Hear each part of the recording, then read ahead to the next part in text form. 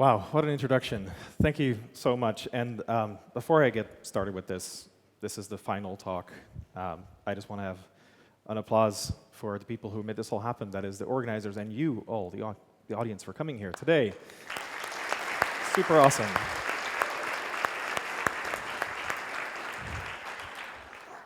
I guess this is where I say, kakoe. Everybody doing good? My remote is working, good. Dobre dođe, blagodaram for being here.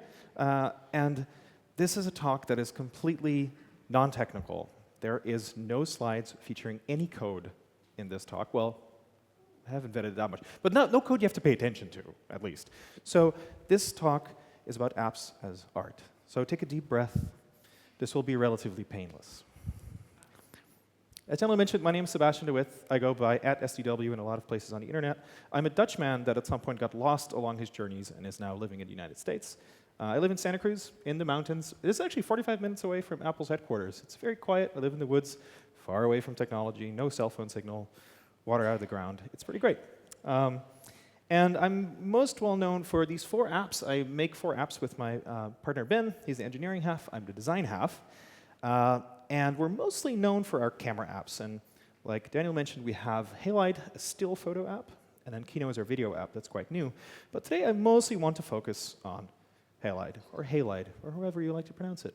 When I thought of the name, I did not think of it being so variable in its pronunciation.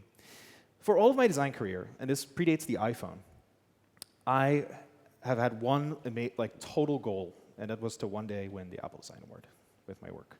And in 2022, this incredible thing happened. Halide won the Apple Design Award for visuals and graphics.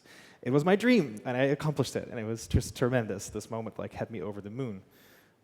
But before I get into why I think we were considered for the Design Award, I want to talk about why Apple has a Design Award. It's pretty unique. You know, it's a tech company. What was with the design angle here? And to really look at that, you have to go back in time to when Apple was very young, and Apple made the Macintosh computer. Apple has a unique DNA. The Macintosh computer, even though it was a computer perfectly capable of showing text in just one font, came with a whole number of expressive fonts. They allowed you to be much more creative than other computers at the time. And it didn't limit itself to features like that or fonts. The entire interface was built with care and love and humor. In a sense, it really was the human interface. And there's a really delightful thing that happens when you try to make technology more human.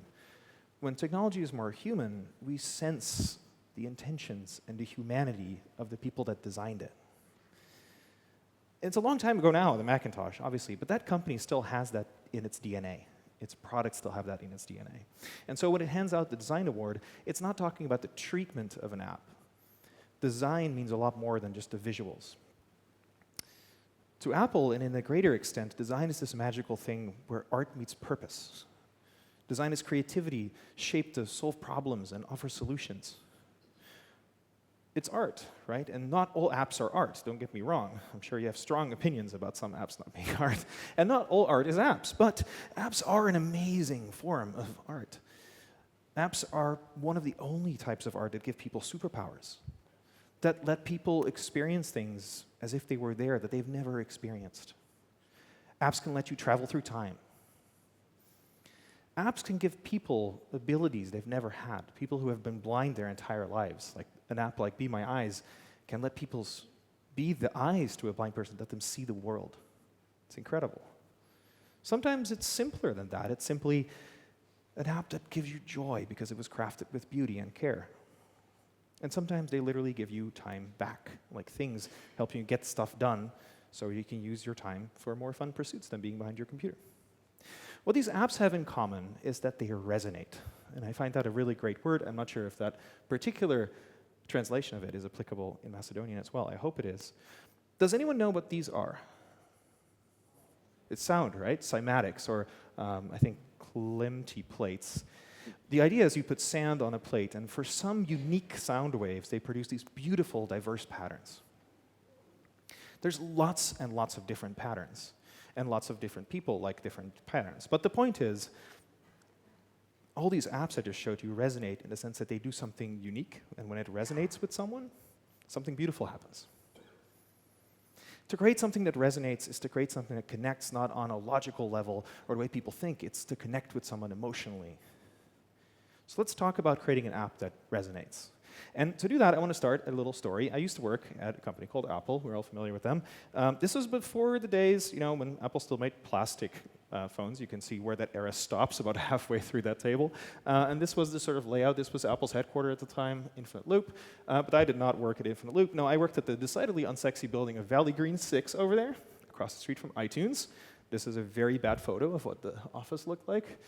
There's almost as many pixels on there as there are fingers on my hand. And I worked on an app called Find My Family. Kind of confusing. You probably haven't heard of an app Apple had for finding your family. That's right, we rebranded it. It was actually to be called Find My Friends. And there was a lot of attention within Apple to this app. In particular, there's one person taking a lot of interest in it. And the interest was not all positive. The interest was, in fact, coming from someone who thought that it introduced solutions, but also a lot of potential problems. And one of that was perceptive. This person thought it could be kind of creepy and wanted us to make the visual styling of it particularly unique so that it could disarm some of the things people, found creepy about it. Say no more. I was freshly working at Apple, and I was really putting all my sweat and tears into this. I was going to make the best work I've ever done. Dear audience, I worked so hard at this. I made interfaces I was so proud of. And let me talk about my design process, right? So previously, before Apple, and at Apple, I guess, I get a spec. So it's like, in this case, it's an app for finding your friends. You see your friends on a map, in a list, how far are they away? I would do a design. Then we get feedback. And typically, my clients before then would send something like, hey, that's great, let's ship it. Hooray, confetti. Or maybe there would be some changes we would make. Hey, looks good, but let's adjust that. My client was different this time. My client, and the person who took such interest in this project, was a man named Steve.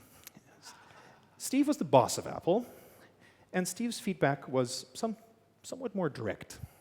When I presented this beautiful work I'd poured my heart into, Steve's response was simply no.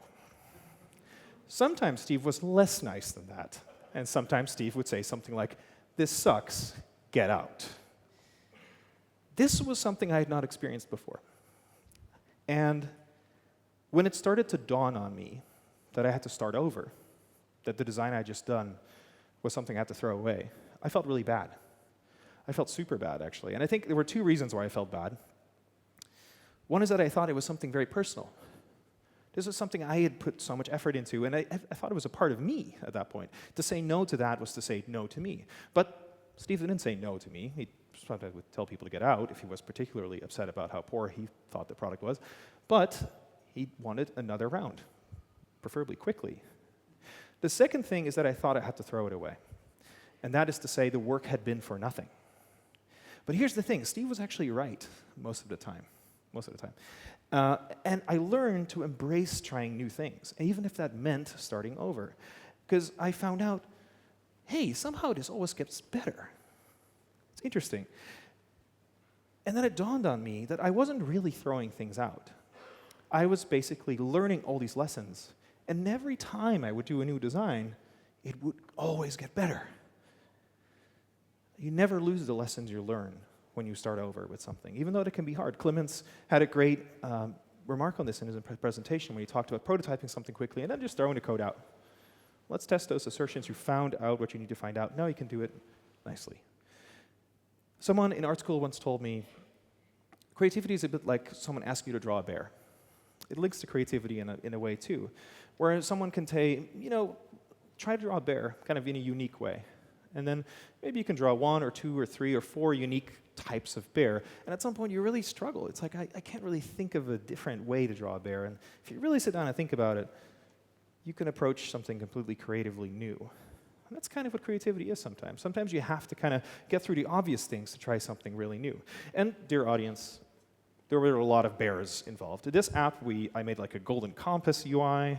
There was like one that looked like a 3D signpost. One of them was like family portraits on a wall, and they would be like dynamically spaced depending on if your family was further away from you, the portrait in the middle. And then one day, a bright sunny day at Valley Green 6, Steve walks into the office with a piece of leather, and he says, here it is, make it look like that. That's the end result. why did Steve do that? And I don't mean like, okay, why would he walk into an office and do something impulsive? That's particularly, that's just something he does. But why did he care about this little app? It's just an app for finding your friends. Apple at the time was working on new MacBook Pros, new iPods. This is how long ago it was. An iPhone 5S, I think, or 5. Apple Maps, Siri. And the simple answer to that is, Steve did it because he cared. Steve cared really, really, really deeply about everything that the company put out. And it sounds maybe a little silly, but in order to make something that's better than what most people do, putting care into it is the greatest thing you can do. Putting your heart into it. And it doesn't mean making virtual leather, and if you're very interested in making virtual leather, you can see me after this talk, we can do a crash course, that's fine. But it's your particular unique brand of care. Maybe you really care about animation. You love animation, even if it's the animated variety, but also the animation in apps, and you really push the state of the art with how smooth and wonderful the animations in your app are. I've seen some great presentations today for that.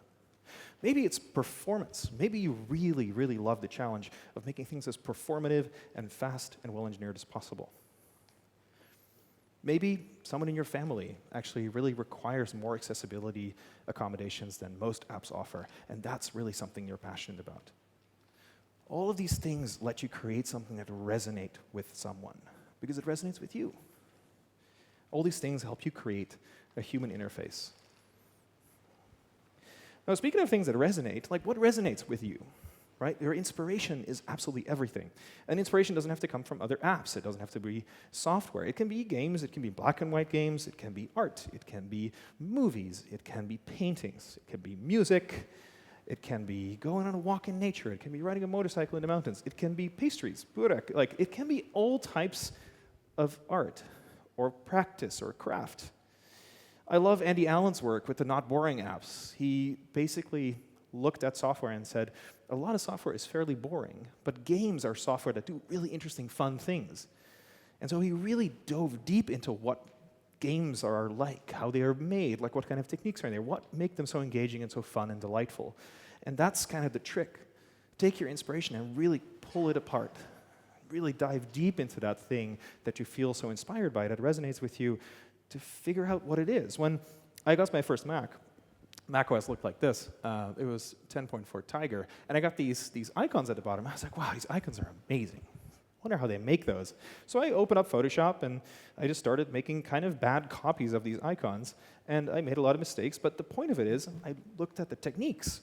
If you love a certain kind of animation or interaction, try recreating it straight up. Like, you don't have to copy your favorite app and ship it, but the point of art, and this is not controversial in art, is to become a master in something. You create something called a master copy. If you want to be painting like Rembrandt, you make paintings like Rembrandt style, so that you understand the language of that excellence. Every pixel, every animation is a word of the grammar of something great. And I bet you'll have a lot of fun doing that, because if these are the things and the details you care about, fun is the absolute driving force that'll let you be passionate about the thing you do. It'll let you push forward with a passion that like really unlocks a... Oh, I think I'm getting a call here. I might have to take this. I'm sorry, guys. Hey, I know what you're thinking. This is a little strange, but it's me. Well, it's you too. It's us. It's 2030 here where I am, but this is space-time. In the future, you can FaceTime someone in the past. It's pretty cool. I can't really explain it right now. Wait, you're FaceTiming me from the future to Okay, well, you must be wondering why I'm calling, right? Right. So you're doing this talk right now, and I just realized that I feel like I forgot something that I really think is really important to mention. So you should definitely mention it. You FaceTime me from the future to tell me something I forgot in my talk? Here? Like now? Yeah, you did. So what I wanted to say is, okay, I was looking back at all these talks, right? I was looking at the design work I do now in 2030, 5 years later, and the talks I do right now, and I'm really proud of where I am now. I'm happy. There's still a lot I still have to learn, but I was looking at my talk, your talk that you're doing right now from Yeah. 5 years ago, Right. and I thought, wow, I actually have come a long way. There's a lot of work I've done in all that time, and it doesn't all happen at once. It's because of having a habit. It's because I kept working a little bit at it, and I think it's pretty good for you to mention that. Yeah, that's fair. I don't think that was in my talk. Well, thanks. It's a pretty good recommendation. Yeah, you're welcome. And anyway, wait, before you go, like, I would really like to know, like, what's iOS like in 2030? Like, can we see it? Can we maybe get a little teaser? Like, yeah, pretty cool. I mean, I can't show you what it looks like. oh, come on. I think that violates a few, that they wouldn't work out well. But I can show you something really cool. One of the things I use all the time is how dark mode now actually turns down the lights around you. Oh, shit. Just by the interface. Oh, that's pretty cool. Nice. Pretty cool, right? Yeah. Yeah. Nice. Cool. All right. Well, bye. Yeah. All right, I got to get back to this talk. Yeah, bye. Okay. Anyway, so as that guy, I guess I was saying, time is a huge thing, not just in time travel, but in spending time. And it's very intuitive to us. If we want to pick up guitar, we don't expect to grab a guitar and just start playing our favorite song if we don't already know how to play it, or to draw like a beautiful drawing from the get-go if we haven't spent a lot of time drawing. But the thing that's not so intuitive is building habits, and how forming habits is such an incredible power for achieving skill. Taking time is one thing, but making a habit, say to run a marathon, to getting in shape, doing a little bit every day, is fantastic. And that is how a lot of people achieve something really special, something magical, right? A lot of people refer to apps when they're like in the interactions and computers, if they're great, as a magical thing. And we heard Professor Lemesky mention it today. He said how sufficiently advanced interactions are indistinguishable from magic. One of my favorite magicians is Penn Jillette, and his definition, well, when someone asked him, like, how do you do your tricks, the first thing he said was, get out. And the second thing he said, some tricks, actually, the secret is just spending more time and effort than anyone thinks you would reasonably do, right? And that's a really quick aside. I think AI is great. There's a lot of really great sides of AI that are super empowering, but AI can also be a thief. It can be a thief of this really special, wonderful thing, and that is it can steal your creative journey. If you go straight to the end result of a creative process, what you lack is the magic, and the magic is walking this path, embracing the long imperfection of getting to a point where you're able to do something. You see, I think getting to great is a walk that goes through a landscape of imperfections. And walking that path of imperfections lets you recognize the scenery if you're on the right path or on the wrong path. You get to learn the process, and the process is maybe even more important than the result. So let's take a look at how we applied this all with Halide. I loved how these icons looked at the time. You know, you had these very shiny, bulbous icons. You just want to touch them. They're so nice. And there was actually a reason for that. It wasn't just because they looked cool. This is how phones looked before the iPhone. 100% true. Maybe a little bit different, but anyway, the point of it is, you see it's a grid of buttons, very pressable buttons. The iPhone, apart from its home button, which they've since gotten rid of, didn't have that. It was just a pane of glass. And so to indicate that something is tappable, they really needed visual affordance. A lot of people did not realize that you could just tap glass. Screens were not, by definition, touchscreens yet. So when we looked at making a camera, we looked at what cameras were like, and cameras are very satisfying, unique objects. We started with a UI like this, which is nothing like satisfying and unique. Well, maybe it is unique, but one of the greatest inspirations then was the physical camera. Just like, in fact, the iPhone was inspired by the physical phone. And cameras are some of the most delightfully tactile objects. This is my 1.5-year-old daughter grabbing my camera to play with some of the controls and the dials on there. You just can't help it. They're clicky, satisfying. There's buttons on there you want to press. Anybody you give a camera will start tweaking with it. How do we bring that to a phone? And so I delved into the inspiration of what makes a camera package. Well, you start with opening the box, and there's a little manual in there. At least the old film cameras did. And you can kind of leaf through it and see what you can do with this thing. So why not do that in the app? We made a little manual. You leaf through when you first open the app. You look at these camera lenses, and I'm like, oh, they're beautiful. I can't recreate the thing you can twist, but if I look at the type on there, it's very uniquely shaped because they had to etch it into the metal. It's like these beautiful numbers and letters. And so I got in touch with my old friend from art school, Jelmer Geertsma, And we made this typeface that really showcases and has this very like camera-like typography effect. It didn't solve the real problem of the disconnect of tapping that glass, though. It still didn't feel like a camera, not because we can't bridge the tactile gap completely, but because a camera has a really cool thing. It's kind of like this remote, actually. It can become muscle memory. Once you know how it works, you don't have to look at it to figure out how to use it or to take a photo with it. In fact, I realized cameras actually have a sort of canonical set of axes that you use. You kind of like tweak the knob up and down to change the exposure, that is the amount of light coming in, and you can turn on the lens if you want to change the focus. Cool, well, why don't I apply that to the app? I can swipe up and down on the screen. You know where the screen is. To swipe to basically make the image lighter or darker, change exposure, and then I can swipe here to change the focus. And then we wanted to make it so pressing things felt satisfying in iOS 6. There was a bit more of that. This was around the time iOS 7 was a bit more recent, so we added custom touch states and kind of like prototyped that, really worked on that shutter button. And then we got to the point of being like, wow, this is a lot more complicated than the standard camera app. And you know what? That's fine. That's totally okay. There's this really strong idea, especially in the Apple design world, where we think complexity is the enemy of good design. Cannot be, it has to be as simple as possible. And that's not true. The greatest software doesn't oversimplify at all. What the greatest software does is it provides all the functionality. It just lets you learn it. Maybe it onboards people well.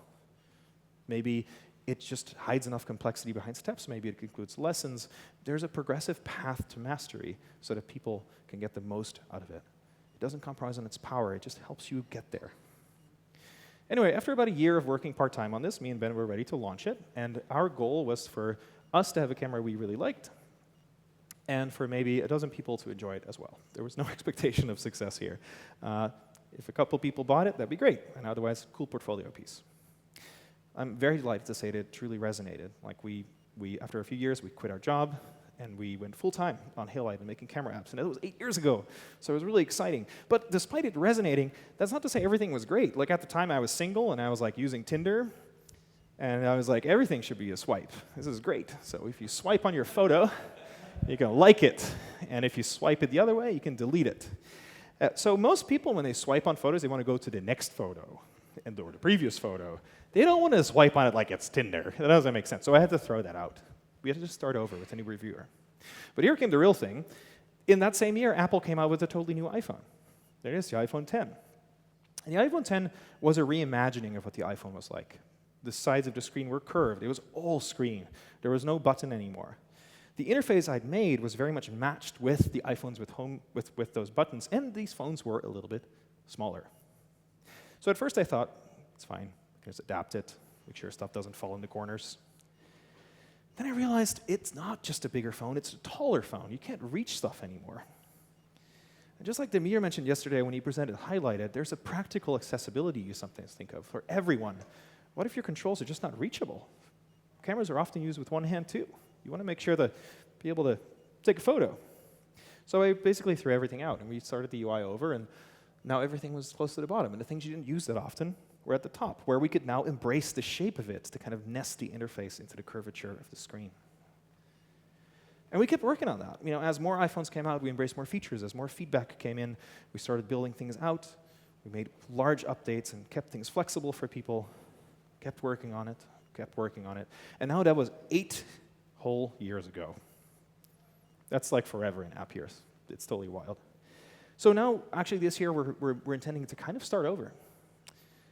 We want to do a really big update. And it's because the world is just a very different place 8 years on. Technology is different, iPhones are different, I am different, you are different, the world is different. So yeah, it really feels like starting a new app. But I think we'll be all right, because we'll keep in mind that it's okay to start over, to really embrace trying new things, even if it means throwing away things that we really hold dear. It might just get better because of the lessons we learned. And boy, do we care about it. Do we care about the product we've made and the users that we have and the photography that people have now? Because more than ever, people rely on their iPhones for photography, and more than ever are the photos great. There's more inspiration than ever, and that's part because craft is more recognized and beloved than ever in a sea of so many things, but there's also so many things to take inspiration from. A lot of people doing cool stuff. definitely have fun doing it. We've been doing this for 8 years, and I still have tons of fun. I think I have the dream job. And I'll definitely take my time. Like, I know that it's not going to be built in a few months, so we're going to have to take the time and tap into the experience of the habit of working so hard on designing things like this. I have to keep all those things in mind because our work is hard. There's so much noise out there. I want to share these fundamental concepts with you because these are my most meaningful lessons. I believe with those things in mind, everyone here can be an artist. You can make something that resonates.